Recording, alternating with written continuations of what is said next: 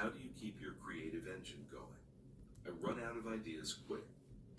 So this is the problem many creators or anyone that creates any form of content, art, music, um, comedy. It could be anything, right? Even businesses, creating businesses, any sort of where anything where you're getting your creative engine going, you can get stuck like this. You can have your engine just fall flat, and for some people they struggle. Anyone can struggle actually.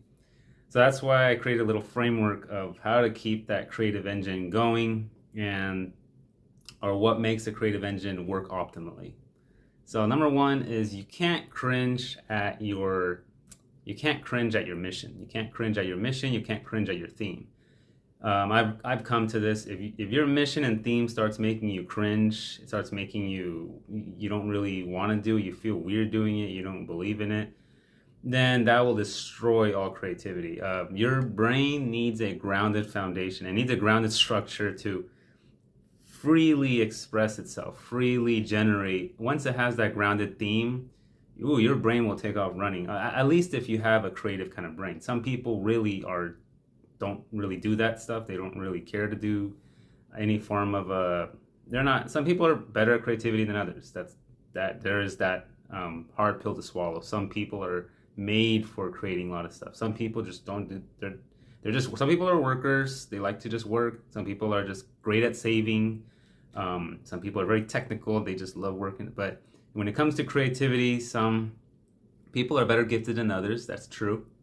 So I guess I'm mostly talking to people that are using that part of their brain, or um, more people that are using that part of their brain. So whether it's for hobbies or their job, or for just surviving, right? So anyway, so yeah, your brain, you have to be really grounded with your theme and your intent and your mission of your creativity. Why are you creating more and more content and more and more? Why do you need several ideas a day? Um, so there's that. So to get your engine going, you really kind of have to have it on the back burner of your brain. There's conscious ideas, and then there's ideas in the back of your head going.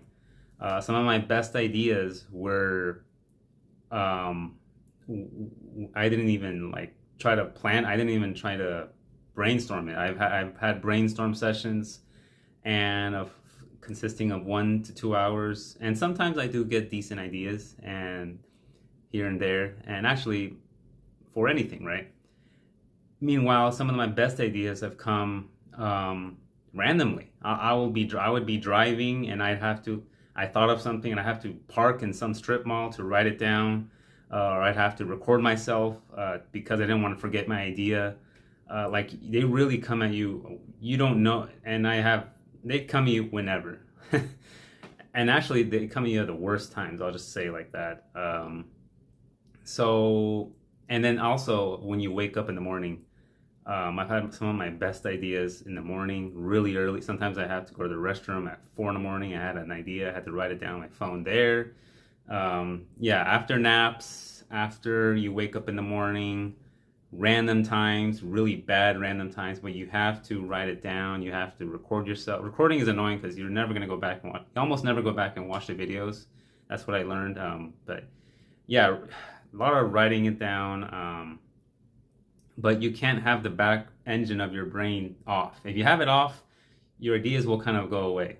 But if you have it on, whether it's for, like I said, whether it's for music beats, you want to make your own boom, psh, boom, psh, like you want to make your own song, or you want to make your comedy stand up, or you want to make your YouTube content, your prankster content, like it's just fantastic. You want to make a business idea, anything, anything creative.